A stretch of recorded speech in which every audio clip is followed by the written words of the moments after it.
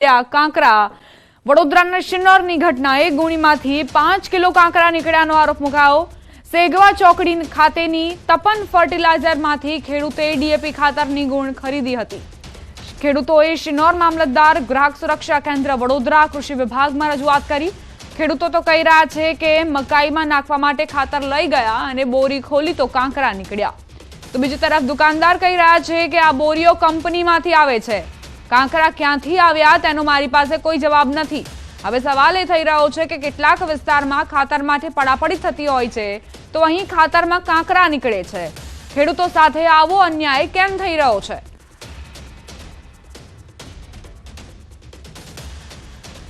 પડાઈ જાય છે આ ખાતરને દોતથી પથ્થરથી માણ તોય બી તૂટતું નથી। બીજા નંબરમાં કે એમને મેં એવું કીધું ને કે મને આ પ્રશ્ન આવ્યો છે તો મને એનો સોલ્યુશન કરી આલો, તો મને એમને એવું કીધું કે તમે બીજા પૈસા લઈને આવી જાઓ, તમને એસએસપી કા સલ્ફેટ જોતું હશે તો મળી જશે, બરાબર। એમને ખેતર જ્યારે એમને ખોલવા માટે ગુણી ખોલી તેમાંથી આવા મોટા કાંકરા અને પથ્થર ને એ બધું નીકળ્યું છે। આ બધા દેખાય છે। આ 50 કિલોની ખાતરની ગુણમાંથી આશરે 5 કિલો જેટલા આટલા પથ્થરો નીકળ્યા છે। જેમને લીધેલું છે જીએસએફસી કંપનીમાંથી આવેલું છે, એ પેકિંગ જે કંપનીમાંથી આવે છે એ જ પેકિંગનો માલ અમે એમને આપેલો છે। અંદરથી કાંકરા નીકળ્યા છે તે બાબતે શું કહેશો? મારી પાસે કોઈ જવાબ નથી। શહેરમાં મહિલા સંમેલન યોજાયું હતું। આ મહિલા સંમેલનમાં ગૃહ રાજ્યમંત્રી હર્ષ સંઘવી ઉપસ્થિત રહ્યા હતા।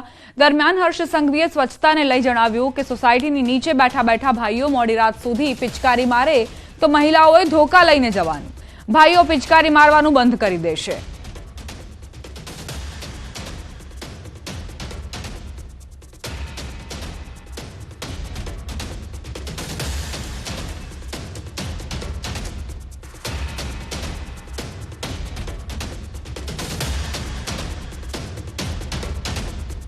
सोसायटी नीचे आ भाइयों बैठा बैठा मोड़ी रात सुधी दो पिचकारी ना कईक ने कईक थूको है तो એને શું કરવાનું?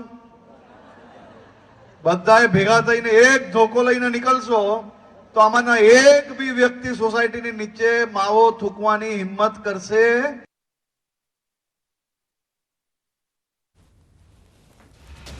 આ સિવાય લવ જેહાદ પર પણ ગૃહ રાજ્યમંત્રી હર્ષ સંઘવીએ મહત્વનું નિવેદન આપ્યું। તેમણે મહિલાઓને સલાહ આપી કે ગમે તેવો વ્યક્તિ સમાજની દીકરીને ફસાવી લે તો બહેનોએ રાણી લક્ષ્મીબાઈનું સ્વરૂપ લઈ દીકરીને ન્યાય અપાવવો જોઈએ।